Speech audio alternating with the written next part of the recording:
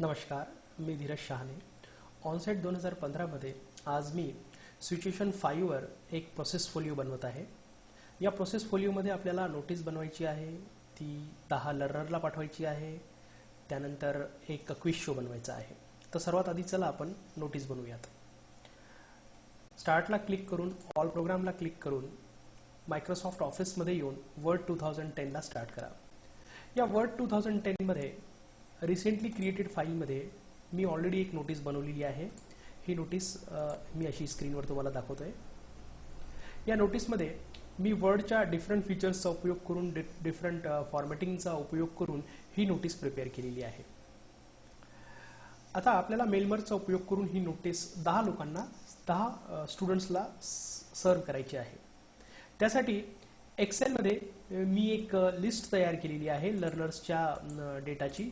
त्यात लर्नरचा पूर्णपणे डेटा त्यांचा जे इन्फॉर्मेशन आहे, कॉन्टॅक्ट इन्फॉर्मेशन, ती सेव्ह केलेली आहे. सर्वप्रथम आपली ही आपण नोटीस ओपन करूयात. आता लक्षात घ्या, तुम्हाला मेलमर्ज हे फीचर यूज करण्यासाठी मेलिंग या टॅबला क्लिक करावं लागेल. रिबनवर तुम्हाला स्टार्ट मेलमर्ज नावाचा हा ऑप्शन दिसतो, याला क्लिक करावं लागेल. यामध्ये तुम्हाला मेल सुद्धा पाठवता येते.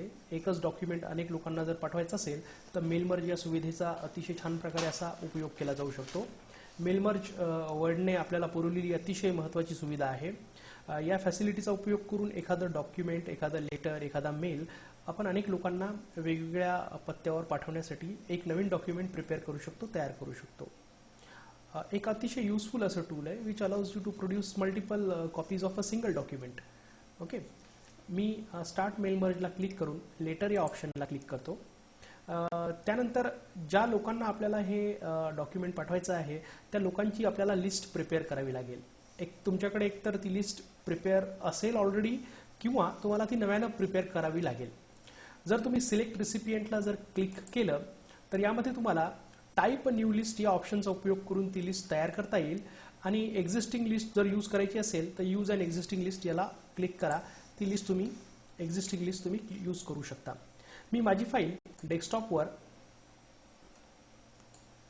लिस्ट नावाने सेव्ह केलेली आहे. मी या फाईलला क्लिक करतो. हे एक्सेलचं एक स्प्रेडशीट आहे.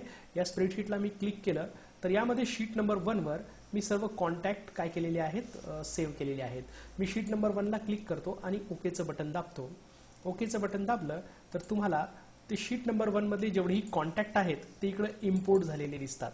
बघा, शीट नंबर 1 वर या ठिकाणी असे इथे तुम्हाला सर्व असे कॉन्टॅक्ट्स तयार झालेले दिसतात. हे जे कॉन्टॅक्ट आहेत हे मला वर्डमध्ये इम्पोर्ट करायचे आहेत. मी काय केलं आहे, वर्डमध्ये नोटीसमध्ये सिलेक्ट रिसिपियंटला क्लिक करून यूज अँड एक्झिस्टिंग लिस्टला क्लिक केलं आणि माझ्या फाईलचा मी पाथ दिला. माझी फाईल डेस्कटॉपवर सेव्ह केलेली आहे आणि डेस्कटॉपवरची ही जी लिस्ट नावाची फाईल आहे तिला मी ओपन केलं आहे. शीट नंबर 1 वर मी पूर्णपणे त्याची जेवढेही कॉन्टॅक्ट डिटेल आहेत ते सेव्ह केलेले आहेत. या ठिकाणी आता तुम्हाला प्रत्येक फील्ड इम्पोर्ट झाला आहे, ते फील्ड आता फक्त प्लेस करायचं आहे. आता नेम ऑफ द स्टुडंट समोर जर नेम ऑफ द स्टुडंट तुम्हाला इन्सर्ट करायचा असेल तर इन्सर्ट मर्ज फील्डला क्लिक करून नेम ऑफ द स्टुडंट हा ऑप्शन या ठिकाणी घ्या. रोल नंबर समोर क्लिक करून इन्सर्ट मर्ज फील्डमध्ये जाऊन रोल नंबर इन्सर्ट करा. त्याचप्रकारे ब्रांच, इयर आणि अशाच प्रकारे मेल आय डी आणि अशाच प्रकारे कॉन्टॅक्टचे डिटेल्स जे आहेत, फोन नंबर वगैरे, तो इथे करा. आता आपल्याला मेल मर्जमध्ये शॉर्टकटसुद्धा यूज करता येऊ शकतात. जसं की प्रिव्ह्यू जर बघायचा असेल आपल्याला मेल मर्जच्या डॉक्युमेंटचा तर अल्टर शिफ्ट केचा जर यूज केला आपण तर आपण त्याचा प्रिव्ह्यू पाहू शकतो. अल्टर शिफ्ट एनचा उपयोग करून आपण त्याला मर्ज करू शकतो. थोडक्यात मर्ज म्हणजे एकत्रीकरण. प्रिंट जर करायचं असेल तर अल्टर शिफ्ट एमचा उपयोग आपण करू शकतो. लक्षात घ्या, आपल्याला आता हे डॉक्युमेंट आपलं फिनिश करायचं आहे. त्यासाठी तुम्ही फिनिश अँड मर्ज नावाचा ऑप्शन यूज करा. यामध्ये प्रत्येक डॉक्युमेंट एडिट करायचं असेल तर एडिट इंडिव्हिज्युअल डॉक्युमेंटला क्लिक करा. याला जर ॲज अ मेल पाठवायचं असेल तर तुम्ही सेंड ईमेल मेसेज सुद्धा ऑप्शन यूज करू शकता. मी या ठिकाणी एडिट इंडिव्हिज्युअल डॉक्युमेंटला क्लिक करतो. त्यानंतर मर्ज टू न्यू फील्ड हा ऑप्शन येतो, याला मी ओके म्हणतो. तर आपले 10 नवीन डॉक्युमेंट या ठिकाणी प्रिपेअर झालेले तुम्हाला दिसतात. प्रत्येक लर्नरच्या नावाने एक डॉक्युमेंट असं या ठिकाणी प्रिपेअर झालेलं तुम्हाला दिसते.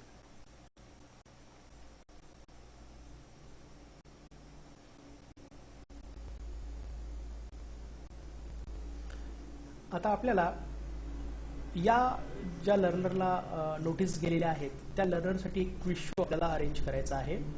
या क्विज शो मधले जेवढे की प्रश्न आहेत हे प्रश्न मी ऑलरेडी एका क्वेश्चन बँकमध्ये एका फाईलमध्ये प्रिपेअर केलेले आहेत. हे प्रश्न तुम्हाला सर्वांना दिसत आहेत. हे प्रश्न आपल्याला पॉवर पॉईंटमध्ये हा जो मजकूर आहे तो आपल्याला पॉवर पॉईंटमध्ये आपल्याला लिंक करायचा आहे आणि तिथे मग एक क्विज शो तयार करायचा आहे. माझ्याकडे ऑलरेडी एक क्वेश्चन बँक रेडी आहे. या क्वेश्चन बँकला मी पॉवर पॉईंटमध्ये नेतो. त्यासाठी पॉवर पॉईंट स्टार्ट करा. स्टार्ट ऑल प्रोग्राम मायक्रोसॉफ्ट ऑफिसचा उपयोग करून पॉवर पॉईंट 2013ला सुरू करा. मी ऑलरेडी पॉवर पॉईंटची एक फाईल तयार केलेली आहे ज्यामध्ये मी 4 स्लाइड्स टाकल्या आहेत. ज्यामध्ये पहिल्या स्लाइडवर प्रश्न राहील. दुसऱ्या स्लाइडवर जर उत्तर बरोबर असेल तर लर्नरला स्टुडंटला ही दुसरी स्लाइड दिसेल. जर उत्तर चुकीचं असेल तर लर्नरला रॉंग आन्सर म्हणून ही तिसरी स्लाइड दिसेल. लक्षात घ्या, प्रश्न हा पहिल्या स्लाइडवर राहणार आहे. उत्तर बरोबर असेल तर करेक्टची स्लाइड दिसणार आहे आणि जर उत्तर बरोबर असेल तर त्या विद्यार्थ्याला पुढचा प्रश्न अटेम्प्ट करता येईल. जर उत्तर चुकीचं असेल तर त्यांना तिसऱ्या नंबरची स्लाइड दिसेल आणि तिसऱ्या नंबरच्या स्लाइड ही रॉंग आन्सरची स्लाइड आहे. जर प्रश्न चुकला तर त्याला रिअटेम्प्ट करण्यासाठी सुद्धा आपण एक लिंक देणार आहोत. पहिल्या स्लाइडवर आपल्याला जर प्रश्न आणायचा असेल, प्रश्न जो आहे त्याचा मजकूर जो आहे तो एक्सेलच्या आपल्या या क्वेश्चन बँक नावाच्या फाईलमध्ये आपण सेव्ह केलेला आहे. या क्वेश्चन बँकच्या फाईलमध्ये हा जो प्रश्न दिसतो हा आपल्याला पॉवर पॉईंटमध्ये लिंक करायचा आहे. हा मॅटर आपल्याला पॉवर पॉईंटमध्ये न्यायचा आहे. सहसा माहिती वाटून घेण्यासाठी कॉपी आणि पेस्ट ठराविक कामं करतात आणि जर आपल्याला माहितीला वापरताना त्यात विविधता आणायची असेल, त्यामध्ये आपल्याला व्हर्सटॅलिटी जर आणायची असेल तर आपण ओलेचा उपयोग करू शकतो. ओले म्हणजे ऑब्जेक्ट लिंकिंग अँड एम्बेडिंग. सहसा यामध्ये 2 प्रकार येतात. ऑब्जेक्ट लिंकिंग म्हणजे काय होतंय की यामध्ये मूळ फाईलमधला जो काही भाग असतो तो डेस्टिनेशन फाईलमध्ये जातो आणि डेस्टिनेशन फाईलमध्ये घातला जातो आणि एक लिंक तयार होते, एक साखळी तयार होते 2 फाईलमध्ये, जेणेकरून सोर्स फाईलमध्ये जर काही बदल झाला तर तो बदल इमिडिएटली तुम्हाला डेस्टिनेशन फाईलमध्ये रिफ्लेक्ट होताना दिसतो. ऑब्जेक्ट एम्बेडिंगमध्ये मूळ फाईलमध्ये निवड केलेली काही माहिती, काही भाग त्याचा डेस्टिनेशन फाईलचा भाग बनतो. ॲज अ पार्ट म्हणून तो काम करतो. आता पार्ट म्हणून काम केलं तर नॅचरली फाईलची साईज वाढेल. आता फाईलची साईज वाढली तर एक मोठं डिसएडव्हान्टेज राहील. जर सोर्स फाईलमध्ये बदल झाला तर तो बदल लगेच तुम्हाला डेस्टिनेशन फाईलमध्ये दिसणार नाही. ऑब्जेक्ट एम्बेडिंगचा हा सर्वात मोठा डिसएडव्हान्टेज आहे. ऑब्जेक्ट लिंकिंग युजफुल आहे कारण तो इमिडिएटली जो चेंज आहे तो रिफ्लेक्ट करत असतो. लक्षात घ्या, ऑब्जेक्ट लिंक करायचा आहे आपल्याला. काय करायचं आहे? ऑब्जेक्ट लिंकिंगचा उपयोग करायचा आहे. हा मजकूर मी सिलेक्ट करतो. म्हणजे हा पहिला प्रश्न मी सिलेक्ट केला, याला मी कॉपी केलं. याला कॉपी केल्यानंतर तुम्ही पॉवर पॉईंटच्या तुमच्या फाईलकडे या. तुमच्या फाईलमध्ये आल्यानंतर हा मजकूर डायरेक्ट पेस्ट न करता तुम्ही होम टॅबच्या रिबनवरून पेस्ट स्पेशल क्लिपबोर्डच्या ऑप्शनवरून पेस्ट स्पेशलचा ऑप्शन यूज करा. पेस्ट स्पेशलमध्ये तुम्हाला पेस्ट लिंक नावाची एक रेडिओ बटन दिसते, त्याला क्लिक करून मायक्रोसॉफ्ट एक्सेल वर्कशीट ऑब्जेक्ट म्हणून याला तुम्ही पेस्ट करा. आता इथे तुम्हाला एक अत्यंत महत्त्वाची अशी गोष्ट दिसते की ज्या वेळेला तुम्ही एक्सेलमधला काही पोर्शन पॉवर पॉईंटमध्ये ॲज अ लिंक म्हणून आणला तर यात फायदा असा की जर एक्सेलमध्ये तुम्ही या प्रश्नांमध्ये मूळ ठिकाणी जर काही बदल केला तर तो बदल इमिडिएटली तुम्हाला तुमच्या पॉवर पॉईंटच्या स्लाइडमध्ये रिफ्लेक्ट झालेला दिसतो. जर हा बदल तुम्ही रिव्हर्ट केला तर तो रिव्हर्ट केलेला बदल सुद्धा तुम्हाला इकडे कायम झालेला दिसेल. आता आपल्याकडे प्रश्न आलेला आहे.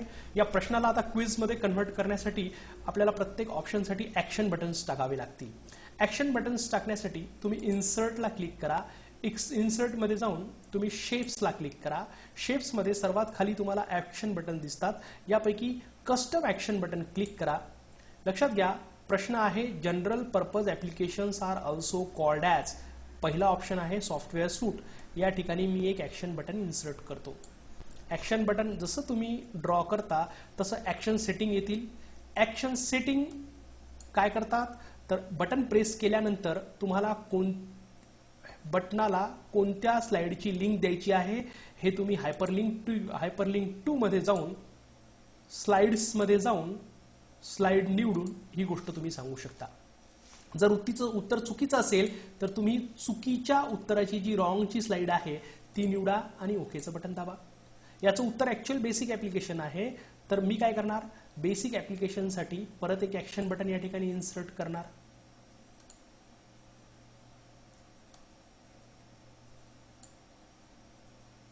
याला उत्तर बरोबर आहे म्हणून स्लाइड नंबर 2. Okay okay. तिसरं इंटिग्रेटेड ऍप्लिकेशन चुकीचं उत्तर आहे.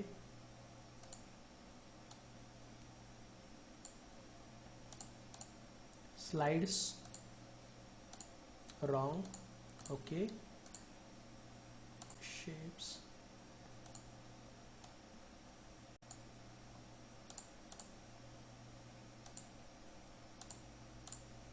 Okay okay.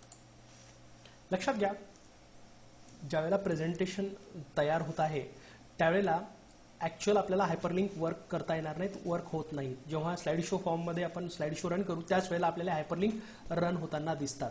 सर्वसाधारणपणे उत्तर जर बरोबर असेल तर करेक्ट नावाची स्लाइड स्टुडंटला दिसेल. उत्तर जर चुकीचं असेल, चुकीचं निवडलं तर ही स्लाइड दिसेल. लक्षात घ्या, चुकीच्या उत्तराला परत रिअटेम्प्ट करण्यासाठी आपल्याला प्लीज ट्राय अगेन या टेक्स्टला सिलेक्ट करून याला इन्सर्ट मध्ये जाऊन याला ऍक्शन मध्ये जाऊन जर मी हायपरलिंक टू फर्स्ट स्लाइड जर म्हटलं तर याचा अर्थ असा होईल की जर उत्तर चुकलं तर लर्नरला पहिला प्रश्न परत रिअटेम्प्ट करता येईल. आणि उत्तर जर बरोबर असेल तर लर्नरला हा जो स्माइली फेस आहे हा दिसेल आणि या स्माइली फेसवर मी नेक्स्ट क्वेश्चन नावाचा ऑप्शन टाकला आहे. याला क्लिक केल्यानंतर त्याला न्यू क्वेश्चन या ठिकाणी दिसेल. मग न्यू क्वेश्चन या ठिकाणी आपण टाकण्याआधी आपण न्यू क्वेश्चन हा इथे टाकून देऊ. आधी क्वेश्चन नंबर 4 4 नंबरच्या स्लाइडवर टाकायचा आहे. क्वेश्चन नंबर 2 आपल्याला. त्यासाठी एक्सेलच्या शीटमध्ये जाऊयात. या ठिकाणाहून एखादा प्रश्न काय करूयात, आपण प्रश्न सिलेक्ट करूयात. मजकूर कॉपी केला, पॉवर पॉइंट मध्ये आलो आणि याला होम टॅब मध्ये येऊन याला पेस्ट स्पेशल मी म्हटलं, याला मी पेस्ट ॲज अ लिंक करतो आणि याला ओके करतो. ओके. लक्षात घ्या, उत्तर जर बरोबर असेल तर लर्नरला ऍक्शन सेटिंग मधून 4थ्या नंबरची स्लाइड दिसेल आणि 4थ्या नंबरची स्लाइड काय आहे तर नवीन पुढचा प्रश्न आहे. ओके. अशा पद्धतीने मी ऑलरेडी एक स्लाइड शो तयार केलेला आहे. इथे महत्त्वाची गोष्ट एक सांगण्यासारखी अशी आहे की ज्यावेळेला प्रेझेंटेशन रन होते, ज्यावेळेला स्लाइड शो रन होतो त्यावेळेला तुम्हाला या सर्व लिंक्सवरच जर का लिंक्सलाच जर ऍक्टिव्ह ठेवायचं असेल, जे स्ट्रे क्लिक्स आहेत, इतर होणारे क्लिक्स जर तुम्हाला रिस्ट्रिक्ट करायचे असतील तर तुम्ही स्लाइड शो मध्ये जाऊन सेटअप शो मध्ये जाऊन तुम्ही याला ब्राउज डेटा किऑस्क हा ऑप्शन जर निवडला आणि ओकेचं बटन दाबलं तर जे स्ट्रे क्लिक्स आहेत, इकडे तिकडे होणारे क्लिक्स आहेत विदाउट अदर दॅन हायपरलिंक, ते सर्व ब्लॉक होतील. लक्षात घ्या, ऑलरेडी अशा पद्धतीचा एक मी प्रेझेंटेशन, एक क्विज शो मी बनवला आहे. That I am now going to show you. Presentation मी F5 नी स्टार्ट करतो. पहिला क्वेश्चन,